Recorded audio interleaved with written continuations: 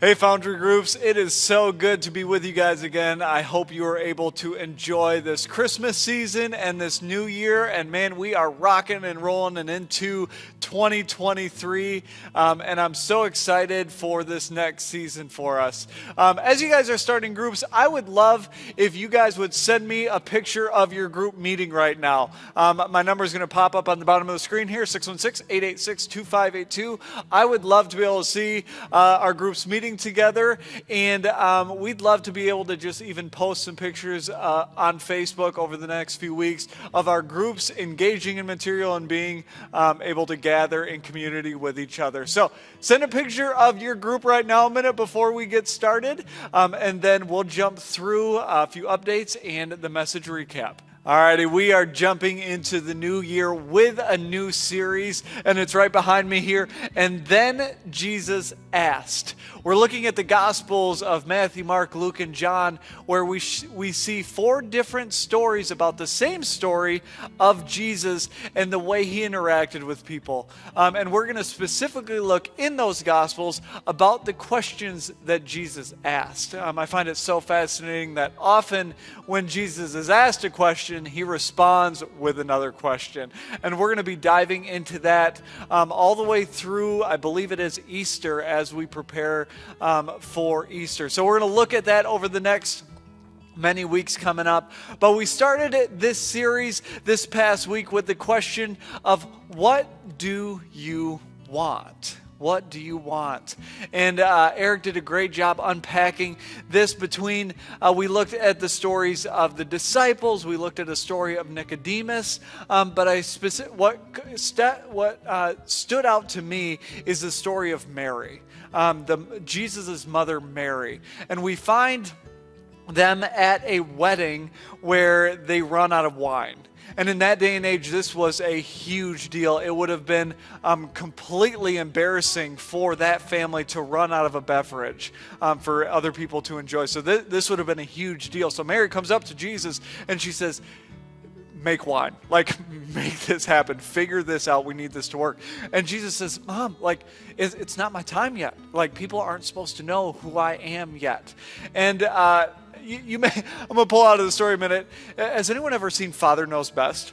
I was in a play in 8th grade about Father Knows Best, but I think in this way it's actually Mother Knows Best, right? Mother knew what was best in this time. Mary said, no, it's time. Like, we need wine in this event. And I think it is so fascinating because Mary all along knew who Jesus was. Even before he was born, she knew that he would be the Son of God and that he would be the Savior and the Messiah of the world. And what she wanted out of this is for everyone to know that. Yes, it was happening at a party, but she wanted people to know who Jesus was and knew what he was going to offer the world. And that's part of that question. What do you want? Right? Those are the things Mary wanted out of this situation. What do you want? And I am so excited for your questions today as you guys take a look and start unpacking this question for yourself. But I want you guys to start with the icebreaker question of, it was actually Eric's first example of the story when he first met Erica. And I want you to think back to maybe you're not married. If you are married, think about that first interaction between you and your spouse. Maybe you have an interaction of the first time you met somebody special. Maybe it was a best friend. Maybe it was a boss and you knew, oh, this is a place I want to work. Maybe it was a neighbor. Or maybe it was somewhere you stayed and you're like, I'm never going to forget this interaction or this moment. So the icebreaker is, describe the first time meeting one of these people and what stood out to you in that situation.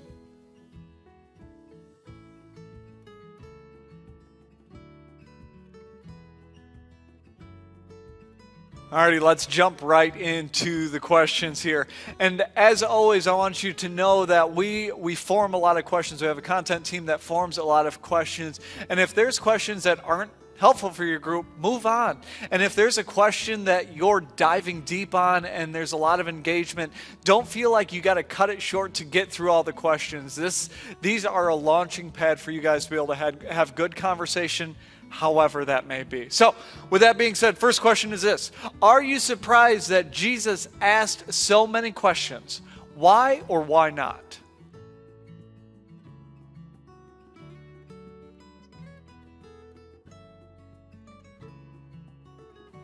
For this next one, you may need to do a little bit of digging in the Bible on your own. Here's a question: what are the first words we read from Jesus?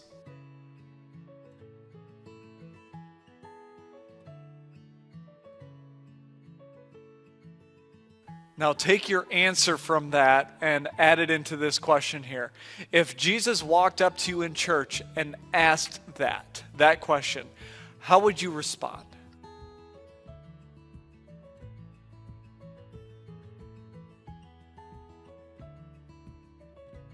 For the next few questions, we're going to read from John 2, 1 through 12, and it's that story that I prefaced in the beginning of the wine at the party. So take a few minutes and read those verses, and then we'll jump back into the questions.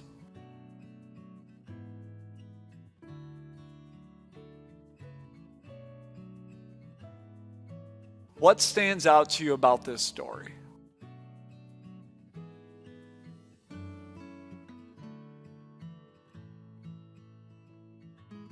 Why do you think Mary went out and found Jesus?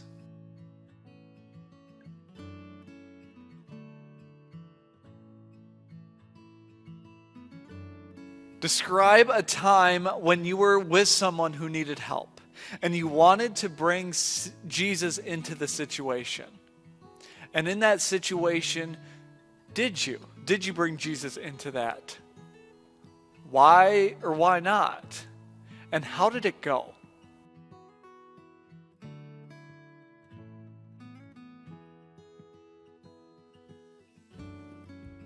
If you remember the story from this weekend, what or why do you think Nicodemus went to Jesus at night? There's a particular reason it was at night. Why do you think that?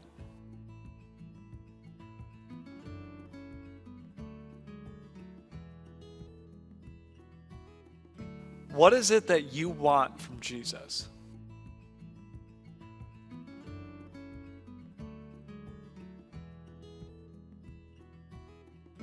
And this next question might be a little bit harder.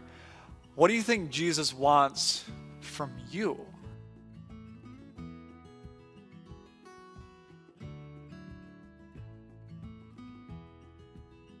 All right, groups, as always, end in prayer together. I don't think there's anything more powerful than, as a group, to just be able to end and talk through some struggles that you may have going on, some things you want to lift up in prayer. These can be celebrations. They can be things you're thankful for.